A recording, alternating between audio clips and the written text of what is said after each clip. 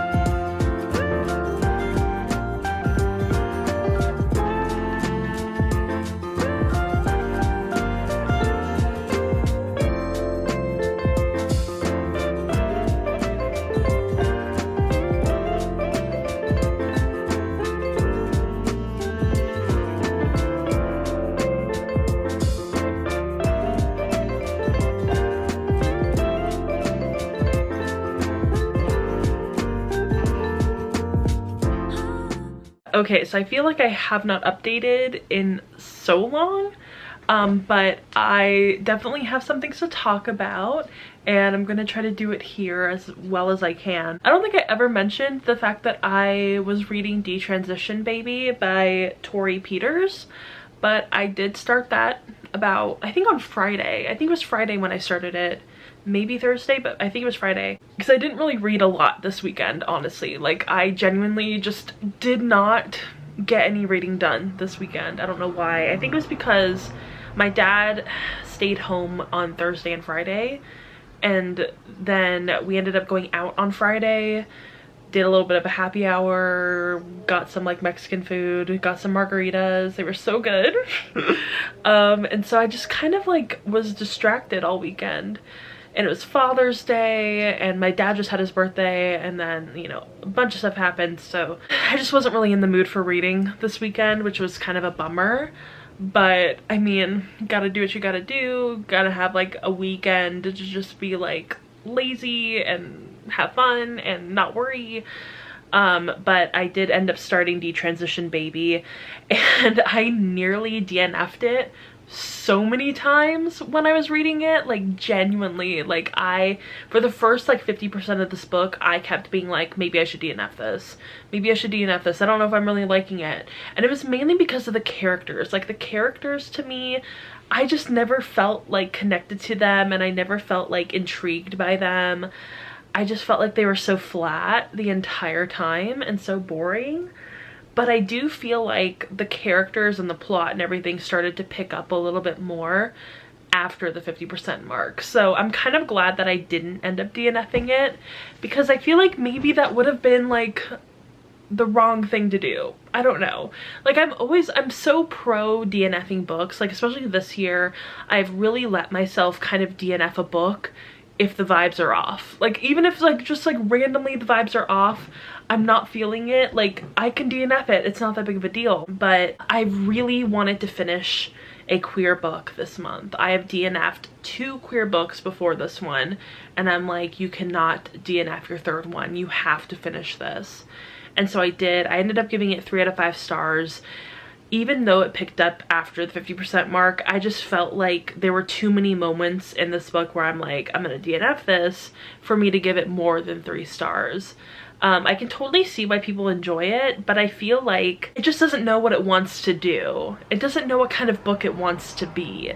It's very confused, which I don't know if that confusion is meant to be part of the book, is like like something that the author meant to do, like it was intentional, because it would kind of make sense with the narrative, with like the plot of like having one of the main characters who used to be a trans woman detransition, and then having like this sort of confusing setup thing where like that character gets one of the other characters pregnant, but then they want to like bring in the ex-girlfriend who's a trans woman and like have this sort of like queer family, and these characters cannot get along to save their lives. So I was like, is the narrative meant to be so flip-floppy? Is it meant to be confusing? Is it meant to be like it can't really decide what it wants to be? And I'm like, I don't know, is that like, did the author intentionally make it that way? Am I criticizing something that the author was meaning to do, and like I guess if that was the intention, they did it well? Like, I don't know. And that's what leaves me questioning my enjoyment of the book, I guess. And I mean, the closest thing that I can relate to this book to, at least in terms of like sort of like vibe and subgenre and stuff like that, because it is very much literary fiction, but it's that type of literary fiction that is almost satire, is a bit of dark humor, kind of very much like My Year of Rest and Relaxation by Atissa Moshfegh, which I loved. I gave it 5 out of 5 stars. I thought it was so good and so interesting and so layered and complex and just like such a fun ride. Like, I read that book so fast. I don't think, like, I haven't read a physical book that fast in so long, so that's why I loved it so much. It was so engaging. Whereas that book did everything right, and it really made sense. It knew what it wanted to say, it knew what it wanted to do, it knew who these characters were. Detransition Baby does not know who the characters are, doesn't want to really commit to any sort of side, doesn't really want to commit to any sort of perspective. In my Goodreads review, I called it a Mobius strip of white guilt and attempted self-awareness, because the thing is that this book really centers whiteness, especially white queerness, and I think it doesn't land right in sort of like, I think it wants to be a critique of white queerness, but the fact that there is really no other perspective in this story, and the only other perspective, which is from a mixed Asian woman, her perspective gets so suppressed, it gets so ignored, and it's never really taken seriously. And I don't know if that's if that itself is meant to be the critique, or if, because like there are moments where the author seems to speak through the characters a little bit and does kind of have like the self-awareness critique going on, but it's never committal. It's never like really standing firmly in that self-awareness. It's more just like a very performative self-awareness, if that makes sense. And it's so cyclical. It's so much like, oh, this character says something very like white queery, gets called out for it, is like, oh yeah, I guess that is kind of like my whiteness showing, and then like does not learn from it and continues the cycle again and again and again, which I guess like is that's kind of what happens. So I don't know if that was intentional by the author. I would love to like maybe like listen to an interview with this author to see where their head was at. But I did read a few other reviews that kind of had a very similar critique to mine, and I get it. I get it. So like I liked it. There were parts of it that I liked. There were parts of it that didn't really land for me. So I gave it 3 out of 5 stars. I think that was fair. I don't know if I fully like recommend it or anything, but I know a lot of people love this book, so definitely go into it with your own sort of perspective and your own tastes and all that, and maybe you'll like it, maybe you'll love it, maybe you'll see something in it that I didn't end up seeing. But I do need to figure out what I'm going to read next, which is what I'm trying to do right now, because I have so many books out from Libby. Sorry if the sorry if the framing gets a little weird. It's hard to do this with my left hand. I'm so right-handed. But I have so many books checked out from Libby, and I keep getting Lucy by the Sea by Elizabeth Strout. I have to keep having it delivered later and later, so I'm gonna give it 14 days. Maybe by then I'll want to read it. I don't know, we'll see. I do have Giovanni's Room by James Baldwin, but I only have that for the next 3 days, and one person is waiting, so I don't know if I'll be able to finish it in 3 days. I mean, it is only 7 hours long, so I guess I could technically start it, possibly. And then I have the Dictionary of Lost Words, which is due in 7 days. I have Blood Debts. I have Every Summer After, which I don't have to worry about. Like Every Summer After, same time next summer, those books are all due in 17 days, so I'm not gonna worry about those yet. Briefly a Delicious Life. I think I can renew it. No, I can't renew it. Oh, bummer. Oh, I'm too early to renew it. Okay, possibly I could renew Briefly a Delicious Life. I'm not sure, but I have that one. For Her Consideration I have as well. That's due in 8 days. Cinderella is Dead is due in 8 days. Love on the Brain is due in 8 days. I have Bliss Montage, which I don't have to worry about. Painted Devils I don't have to worry about. Idle Burning, If We're Being Honest, and Midnight Strikes. So really the ones that I have to truly worry about are Briefly a Delicious Life and Giovanni's Room. I don't know if I want to read Giovanni's Room though. I kind of want to read that when I have like the time and the energy and like, you know, I don't have to rush it. I do really need to read more queer books for June. I feel so bad that I really haven't read much of anything for Pride Month. One queer book. I guess technically I did read a book by a queer author, if that counts. And that's You Just Need to Lose Weight by Aubrey Gordon. I mean, I guess it can count, right? It can count, that's fine. I feel bad that I'm not sticking to my TBR this month, but I knew I wasn't going to. I don't know why I made the TBR.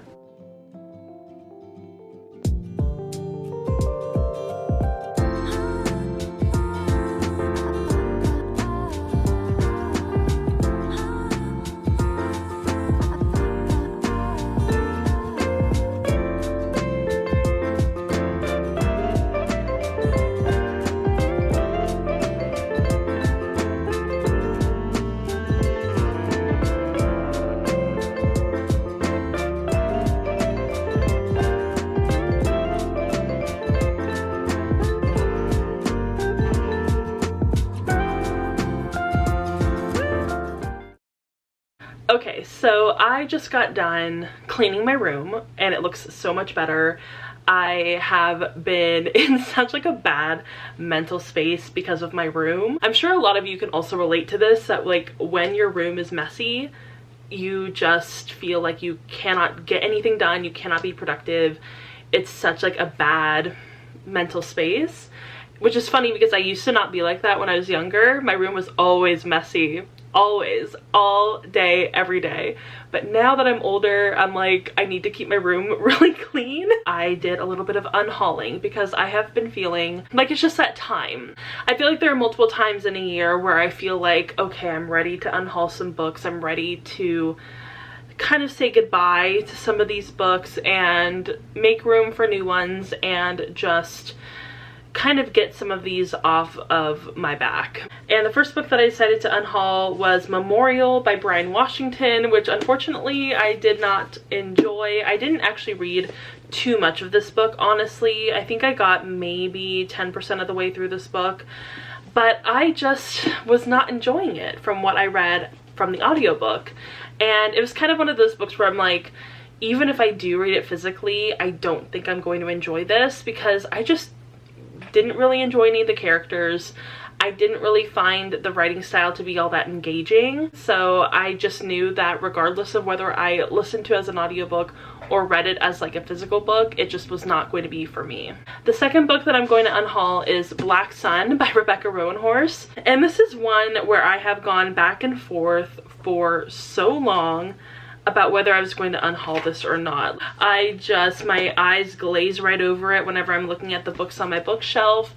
And I do remember that I did try to listen to the audiobook back in October of 2020, and I wasn't enjoying it. I did not really connect with it through the audiobook, and I thought, well, maybe I'll pick it up physically one of these days and, you know, whatever.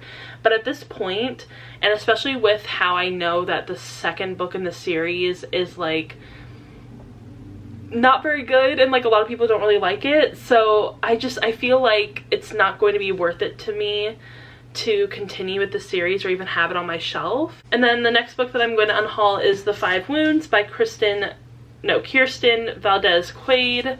And this book I got probably a couple of years ago. It might have been in 2020 or 2021, but I remember I think it was for a sale that was going on at Barnes & Noble, but I can't remember what the sale was. And I picked this one up, and I actually honestly do not know why. I don't know why. I think it might have been one of the books that was being like heavily promoted around that time, and I was like, this sounds interesting kind of, and I like the cover, and like maybe we'll check it out and I'll get out of my comfort zone. And just from reading the first couple of pages right now, I don't think that this is going to be the right book for me. Yeah, we're gonna unhaul this. And the next one is Diamond City by Francesca Flores, and I just don't think that this is going to be my cup of tea. I don't think this is a kind of book that I'm really interested in reading anymore. I just don't think I'm ever going to pick this up. It just doesn't seem like my kind of book, and maybe I would have liked it more 10 years ago. And the last book in this unhaul, I think that this book definitely has an audience, and I love the cover of this book. It's absolutely beautiful, but just not for me. This is Once and Future Witches by Alexi Harrow, and I wasn't really impressed by this book. I found it really hard to follow, and it was really dry, and the characters were not interesting at all to me, and I just wasn't really intrigued by the premise and the way that it was executed. That's kind of a bummer, because I do think that this, in theory, is a really cool book, but just from the execution of it, I was not into it, and I knew I wasn't going to be able to finish it. I did try to listen to it as an audiobook, and it did not help at all. So yeah, this is definitely one of those books that I'm going to have to just consider it a wash and unhaul it, and hopefully it will find a better home. So yeah, that's my little unhaul section of the video. I honestly do not know where we left off in talking about like updates and stuff. I think the last time I updated was after I filmed my last video, which was my mid-year book freakout tag.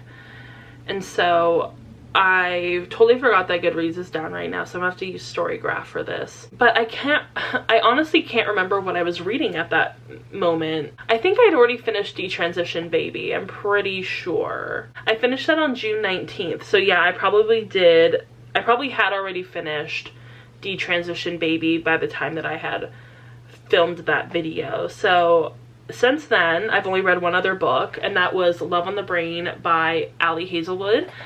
And I gave this book a 5 out of 5 stars. It was so good. I was honestly really shocked that I loved this book. I kind of just decided to start it on a whim. I had had it out for my Libby for a little while, and I was like, you know what, it's getting down to the wire. I only have like a couple of days left, so I might as well start this book and read it, see if I like it. And I have not finished The Love Hypothesis. I did start it back when it first came out because I got it from Book of the Month. And I think that I'm like at least 100 pages into this book.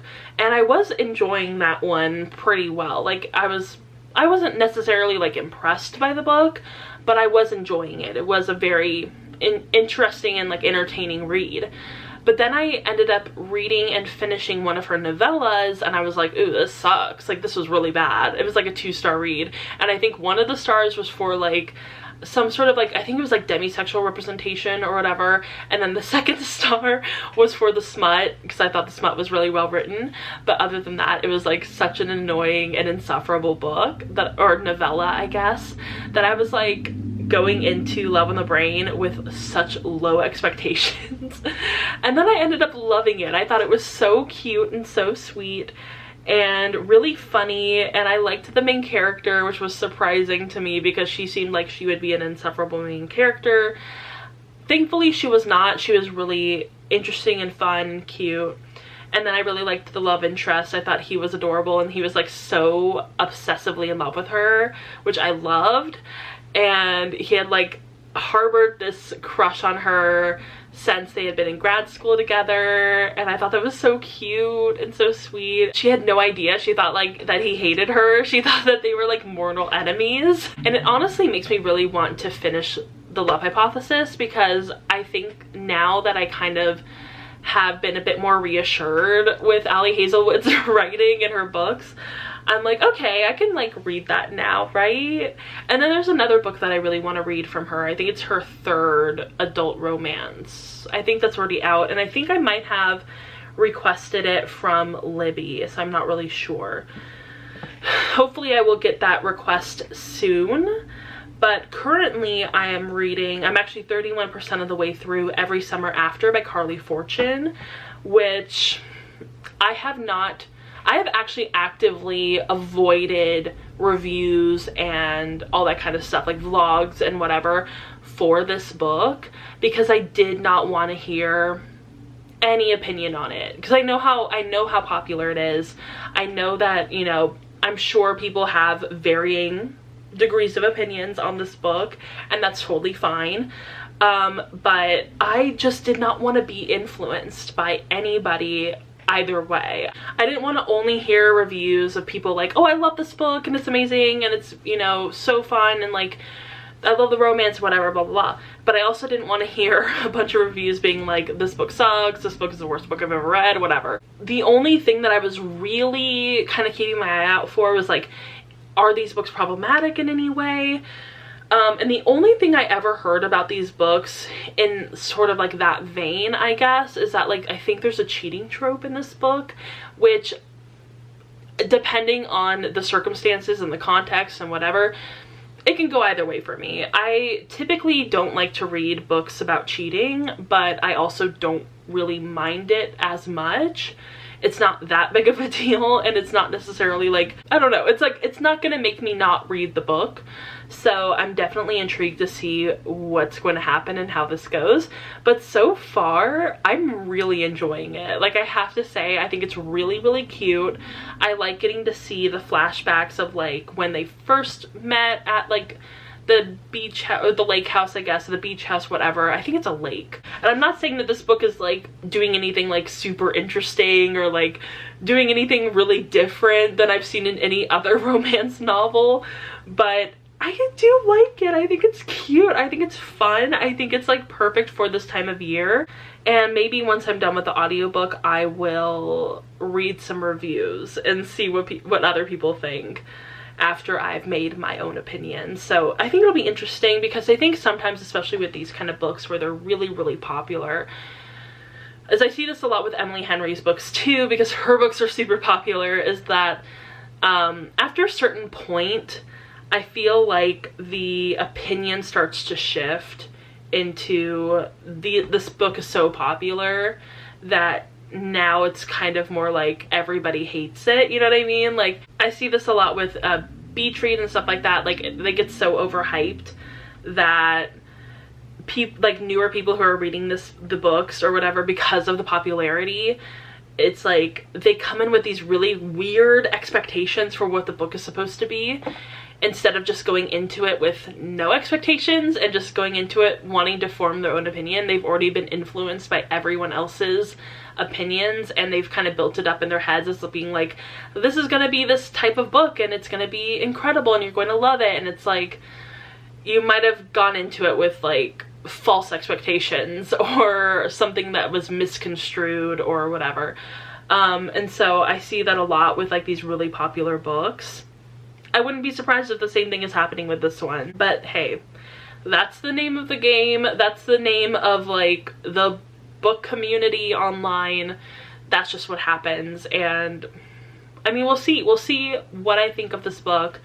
We'll see if I end up loving it like some of the people, some of the readers, or if I end up not loving it like some of the other readers. But so far so good. I haven't seen anything that's raised any red flags. It's just very typical and it's fun, it's cute. I like the writing style, I like the voice, I think it's great. So we'll see. I don't really know what I'm going to read after that. I do have both Painted Devils and Bliss Montage, which I do kind of need to read because they are due in 8 days, but also nobody's waiting for them at the moment, so I kind of feel a little bit safe in letting them sort of go a little bit longer so I can renew them and get a little bit more time. I feel like with Painted Devils, like I do really want to read it, but I'm also kind of getting to that point where I'm like getting nervous. I don't know. Do I want to read this? Do I really? I do, but also a lot of pressure. So we'll see if I can get to that soon because I do need to continue this. I do need to read this book. So Painted Devils will probably be the book that I read next. I'm trying not to shake the table, but I can see that I am a little bit. So yeah, we'll see what happens, and I'll let you guys know what I think of Every Summer After as I get further into it. I did my nails. I can't remember, I think my nails were already plain last time I did an update, right? Earlier today I'd already taken my nails off. So I took off the old nails and they were green, like a light green. And I'm kind of bummed though because I think that color might be a little old. I did just recently buy it from Marshall's though, but that's probably the reason why. Like obviously from Marshall's it's gonna be like not great, but like I'm kind of bummed.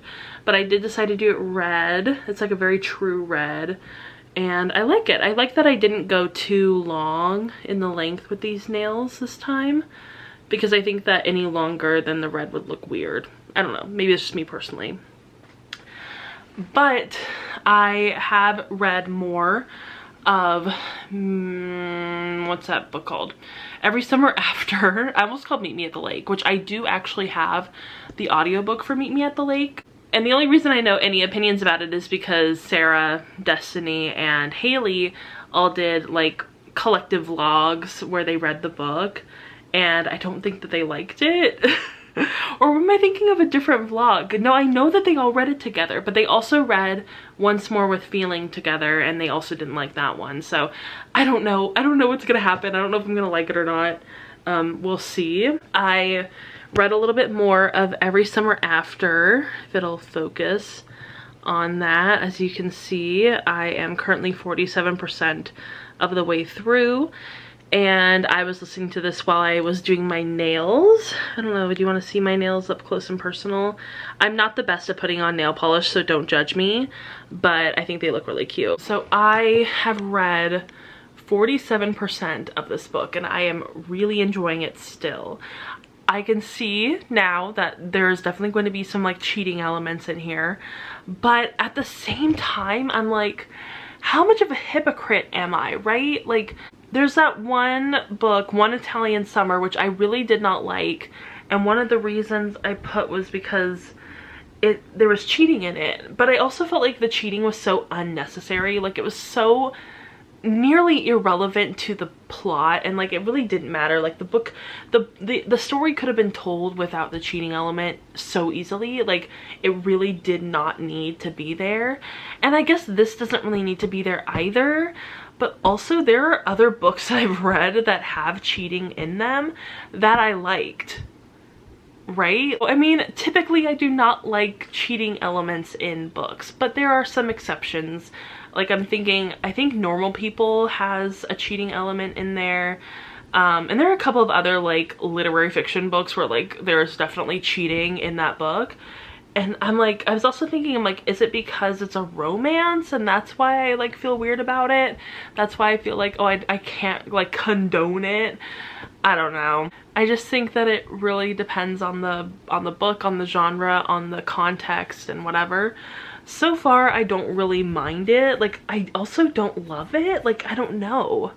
I don't know how I feel about the cheating, but I guess I'll figure that out by the time I finish the book.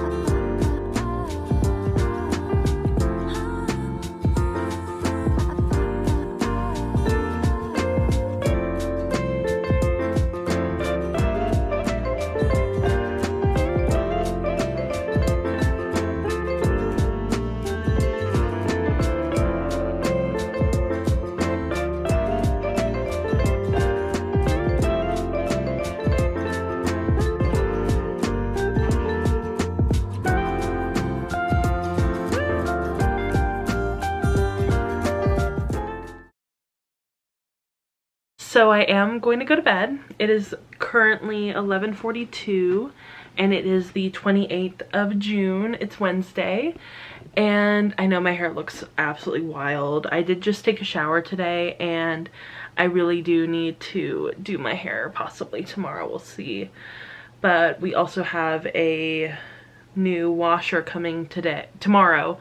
So I have to be on the lookout for that as well. But anyway, I did just want to update this vlog one last time because I finished Every Summer After by Carley Fortune today and I gave it 3 out of 5 stars. So in the beginning, in like the first half of the book, I would say I was a little surprised by how many of like my mutuals on Goodreads or whatever had rated this book low.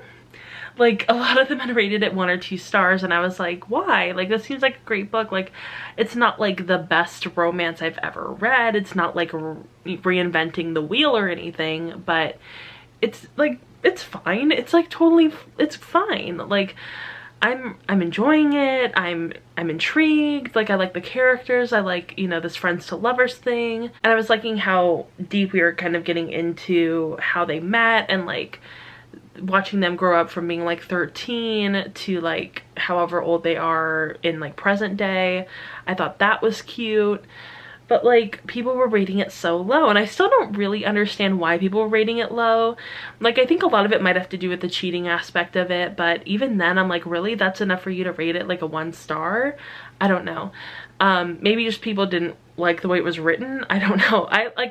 I enjoyed a lot of the writing of this book. I think the only parts I did not enjoy were like these smutty, sexy scenes. Like I just didn't really find the smut to be very well written. It just kind of reminded me of like hastily written like role play Tumblr smut, you know what I mean? Like like she didn't really care all that much. It was unedited. It was just like very basic, like he did this and then she did that and then he did this and then she did that. Like it was very like nothing, no descriptions, no detail, no nothing. It was just very much like step 1, step 2, step 3, which I mean, not everybody can be a good smut writer. It's just not gonna happen for everybody. But I felt like the rest of the writing was perfectly fine. Like I was really intrigued by the characters. I liked the childhood friends to lovers plot. I liked the setting of the book. I thought it was really fun and summery and like cute and like it had some depth to it. And you know, I will say though that the main character and her love interest kind of did start to really bother me about like halfway through the book, towards like the end half.